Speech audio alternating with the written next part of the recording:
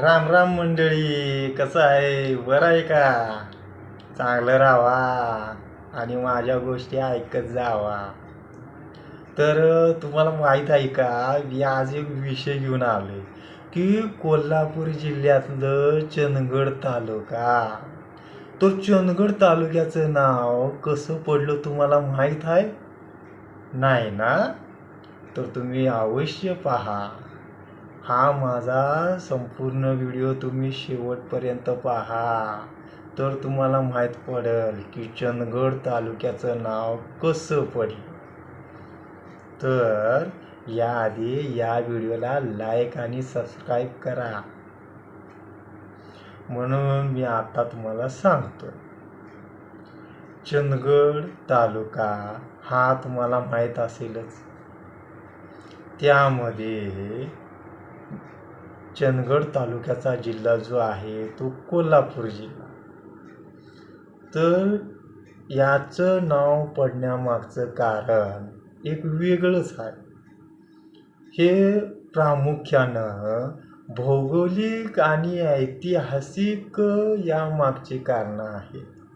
चंदगड गावाच्या अगदी जवळच चंद्रगड नावाचा किल्ला आहे.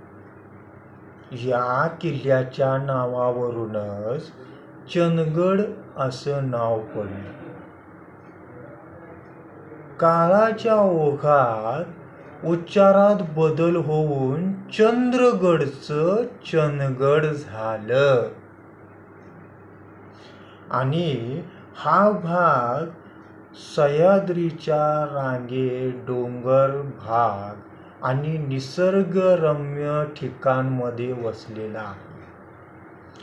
त्या काळी, प्राचीन काळी स्थानिक राज्ये आणि सरदारांनी संरक्षणासाठी तिथं गड उभारला गेला होता आणि हाही ऐतिहासिकदृष्ट्या महत्त्वाचा भाग असून मराठा साम्राज्य आणि त्यानंतरच्या काळात या प्रदेशाला भौगोलिक संरक्षण मिळाल्यामुळे या गडाचे म्हणजेच किल्ल्याचं महत्त्व तिथे आहे.